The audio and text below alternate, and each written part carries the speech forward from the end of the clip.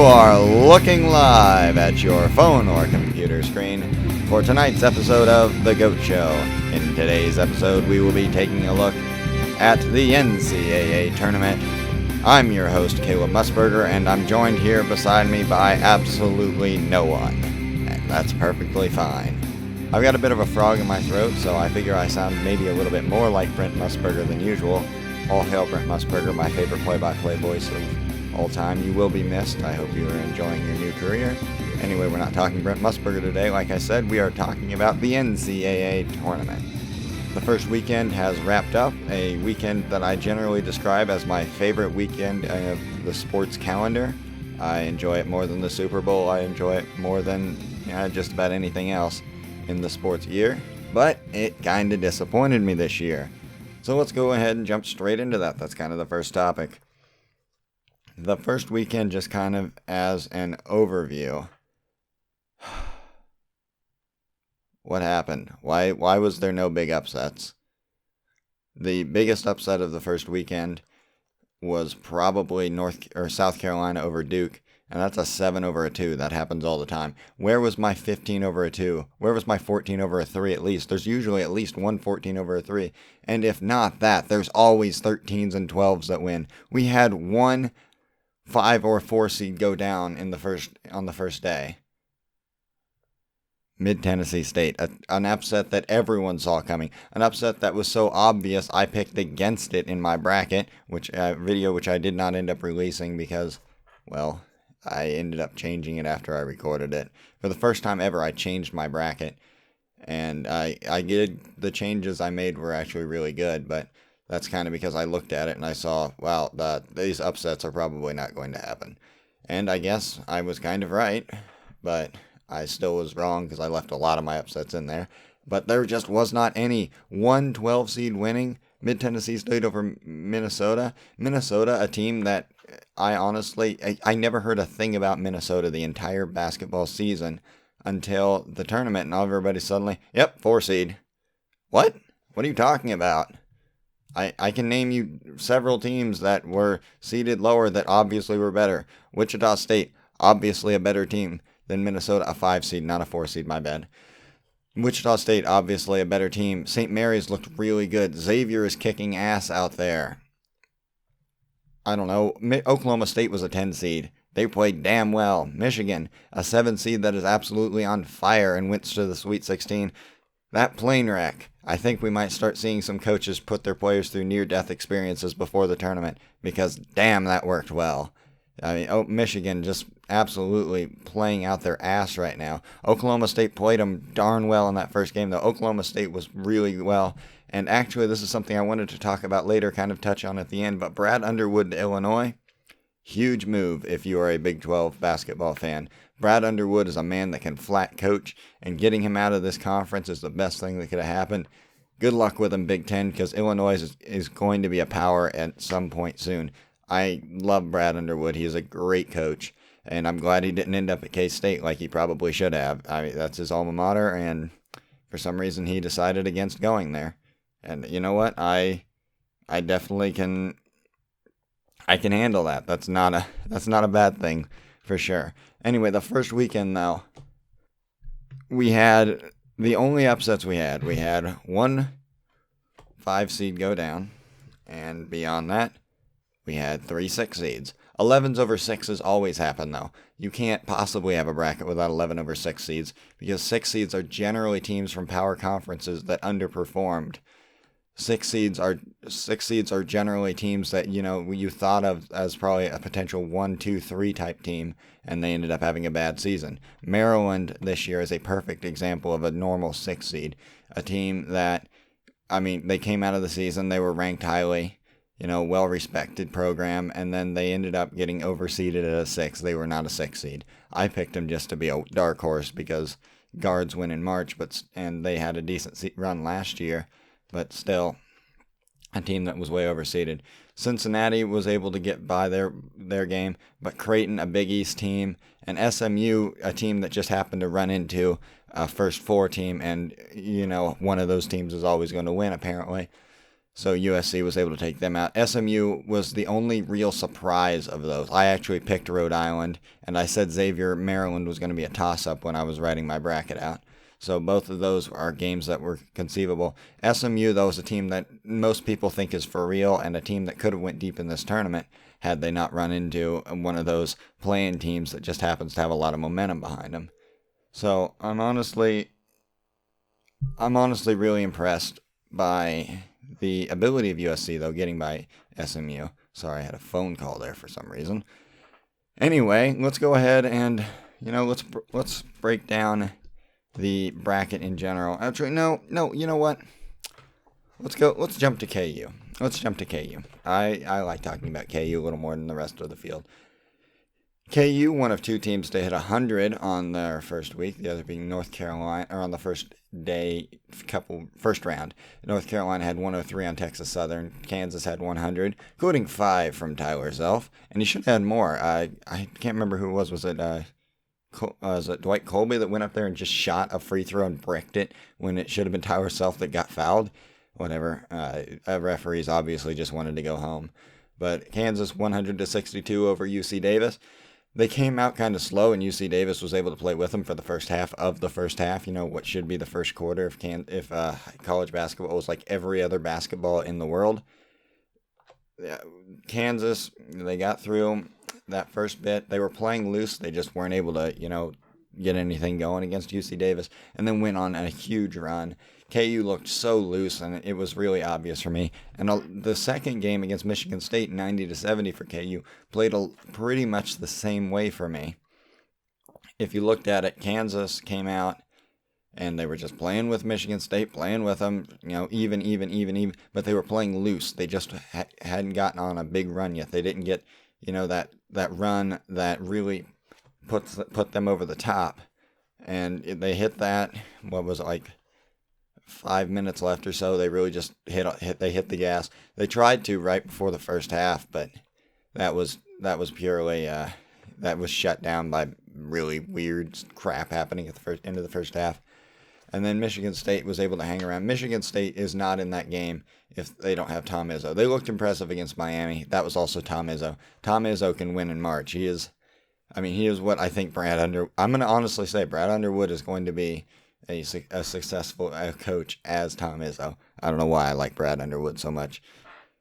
But yeah, Tom Izzo, he can flat coach. Looking ahead, Kansas now has Purdue in the Sweet 16 in Kansas City. That's a tough matchup. I wanted Iowa State because Iowa State is guard dominated like the Jayhawks. You've got Frank Mason and Josh Jackson, which is really a guard. Josh Jackson is not going to be guarding those big men from Purdue. The guy that looks like Ivan Drago, Isaac Haas, and Caleb Swanigan, two powerful men. Like Kansas has against any team that's guard-oriented, Kansas has an advantage over them because Kansas has the best guards in this tournament. But against a team like Purdue, a very post-heavy team, they do not have the advantage. If you look at the stats against Michigan State, Landon Lucas had 11 boards and 10 points. That's a really good game for him. But outside of Landon Lucas, you had Dwight Colby, gave great minutes, but 9 minutes. That's all it was. Like, everybody thought that Dwight Colby had a great game. He only played for 9 minutes. So Dwight Colby had 9 minutes, 4 boards, and 3 points.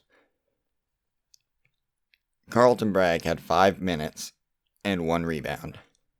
Those are not... You need a second post against Purdue. Purdue is going to pound KU inside unless... And I was tweeting about this during the game with @WTW_Hawks. That's @WTW_Hawks, a great Twitter account dedicated to Kansas basketball. Kansas needs to probably run the zone against Purdue. The zone has been packed away for, I don't know how long it's been. It hasn't come out for a long time, though.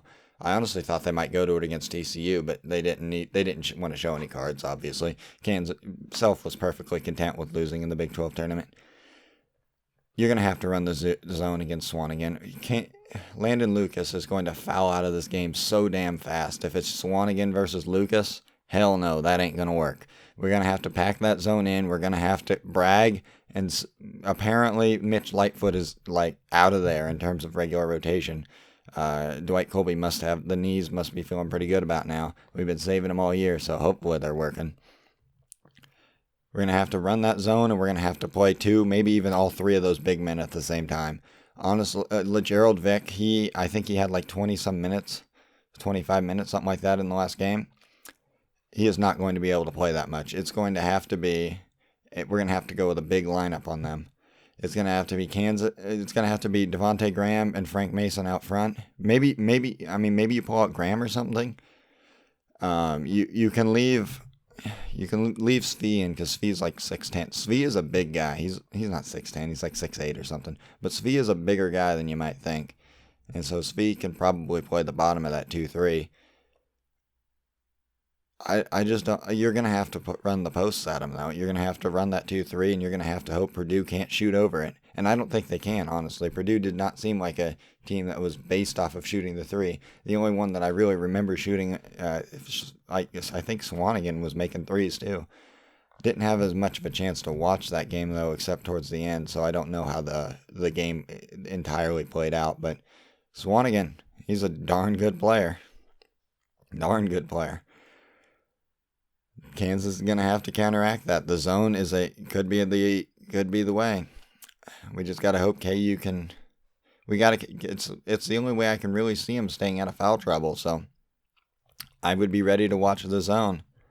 On the other side of KU's bracket, we've got Oregon and Michigan. Those are both guard-oriented teams. KU is going to match up much better with either of them. I know Michigan's hot, and I know Oregon has Dylan Brooks, but Kansas matches up better with both of those teams than they do against Purdue. Purdue is a huge power Big Ten team. I don't like playing the Big Ten in the tournament. The Big Ten it's a league that translates well. It's just like their football.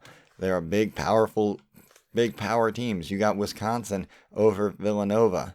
When I made my bracket video that wasn't released, I circled that and said I'm picking Villanova, but I'm picking them by like a 55-45 margin, and I knew it was going to be a close game. Wisconsin, power Big Ten team. And they were able to get it done. So I don't like Kansas Purdue. Hopefully they're the better team, but Swanigan is a guy that could win the game for them. So I think we've broken down that game enough. The rest of the Midwest, you've got Oregon and Michigan. That's going to be a fun game. A lot of points are going to be scored in that game. First one to 90 wins it. I picked Michigan when I did my bracket on that, and I've gotten the Midwest Regional pretty much dead on, except Iowa State over Purdue. I had that just because I liked Iowa State, shooting. But Oregon, Michigan, I picked Michigan originally in my bracket. I will pick Michigan again. Michigan is just on such a roll right now. Maybe these days off slow it down a little bit, and Oregon's able to overcome, but I think Michigan's got that. Moving down to the South Regional, North Carolina and Butler. Butler has looked really good. They throttled Winthrop. Winthrop came back late, but Butler controlled that game. Butler over Middle Tennessee State. They also controlled that game fairly. Middle Tennessee State was never really ahead in that game. So Butler's looked good in this tournament, and North Carolina had to survive against Arkansas. So I don't know. Arkansas put up a good fight. Can Butler do it? North Carolina's obviously going to be the big favorite in that game, but I do like Butler. So, but I would pick North Carolina, but I think Butler's got a darn good chance in that game. UCLA versus Kentucky. I think UCLA wins this pretty handily. UCLA seems like a team that was well underseeded at a 3 seed. They felt like a 1 to me, maybe a 2. UCLA, good team. The one that's there. They're all in the news so much, but I believe it's Lonzo that's there. Screw the Ball brothers. I'm going to make a separate video but just about the Ball brothers and the way that they're garnering attention. Stay tuned for that. But I think UCLA throttles Kentucky. That's going to be a 15-point win for UCLA. I'm calling it right now. Let's move across the way to the West Regional. Let's start out with Gonzaga and West Virginia. That's going to be a fun one. West Virginia, a team that'll press the shit out of you. Gonzaga, just a classical. I didn't get to watch much Gonzaga, but just a classic. I mean, this Gonzaga team feels like every other Gonzaga. Like, they feel like a team that is just going to play their game. And I feel like they're well enough coached that they will be able to break that pressure. I don't know anything about their guards, but I know that they've been around a long time. They're all probably a bunch of seniors. I'm just making shit up right now, but I assume no. Mark Few's a good enough coach, though. I assume they can break that pressure and get into their own stuff and play their pace of game.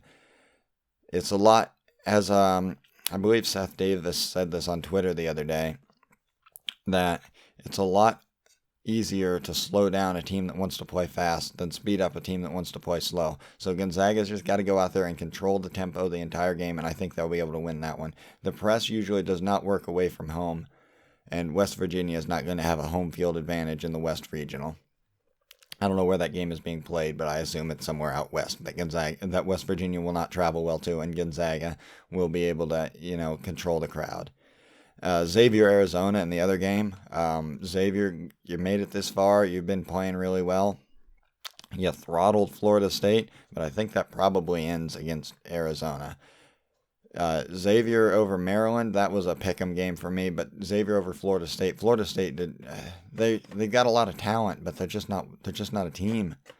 Florida Gulf Coast should have beat them, and they didn't. But Xavier throttled them, so I feel like Arizona though will be able to win that game.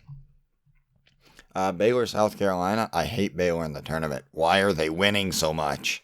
They should not be here. They should be losing in the first round like they always do. I don't know about that game. Those are two teams that you do not expect to be this far. Frank Martin's the better coach. Baylor's got more talent. Do you pick coach or talent in that game? I would probably side with Baylor. They're the better team, but they always underperform in March, and South Carolina's looked good in their two games. They beat Marquette by 20 and then followed that up with a rather convincing win over Duke. They scored 65 points in the second half in what was the biggest upset of this tournament, in my opinion. Seconded only by USC over SMU, and maybe within third, Wisconsin over Villanova. Those are all three of the biggest upsets are in the East. The East Regional is the only regional that's truly playing wild, but like I said earlier, all of these teams are from conferences that we know of. I don't know if I mentioned this, but there's 3 Big Ten, 3 SEC, 3 Big 12, 2 Big East, 3 Pac-12, 1 ACC, and then the West Coast Conference in Gonzaga. Every one of these teams that's in the Sweet 16 is a team that you expect to make it this far, and is from a conference that you expect to make it this far. We don't have any Vermont. We don't have a VCU. We don't have a Wichita State. We don't have any teams that have truly come out of nowhere and stolen our hearts this year. And so that's why I feel like this tournament's going to be very forgettable in the long run.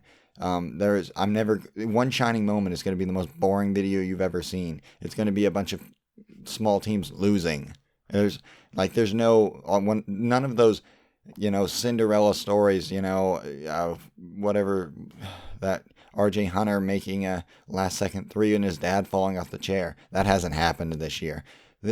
Between games, we aren't seeing interviews of like coaches that from tiny teams we've never heard of.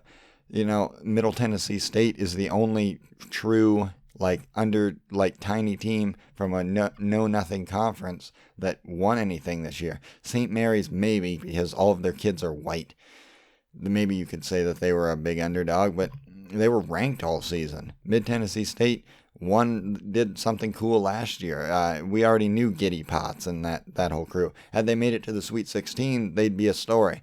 But just winning a first-round game, they are not a story. They've already done that before. So it's all, playing to seed pretty much.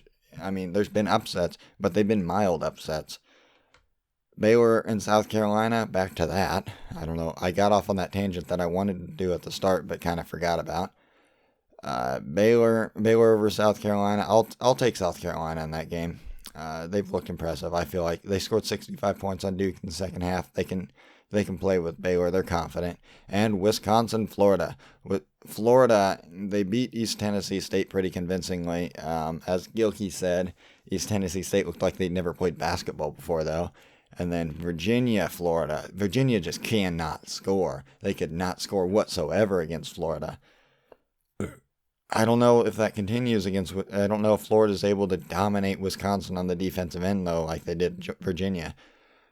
I'm going to probably take Wisconsin in that game just because I don't like the SEC in the tournament. The conference in general has been successful to this point, but I don't like the SEC in the tournament. I believe in these other games, I picked against Kentucky down there, and I don't know why. And I picked against them with. I picked South Carolina, but yeah, I don't like the SEC in the tournament. I think Baylor over Florida is a game that we could possibly see an 8 seed in the Elite Eight. And then from those winners, a Final Four prediction. I'll take KU over a Michigan in the Elite Eight. I'll take UCLA over North Carolina in the South. I will take Arizona over Gonzaga in the West. And in the East, I will take, you know what, I'll take Wisconsin over South Carolina to get an 8 seed into the Final Four. My throat is on fire right now. If you couldn't tell, I talked very quickly throughout this entire episode. At least I felt like I talked very quickly because 20 minutes is about all my throat can handle right now. I've been sick for a week and a half, and oh my goodness, it is terrible.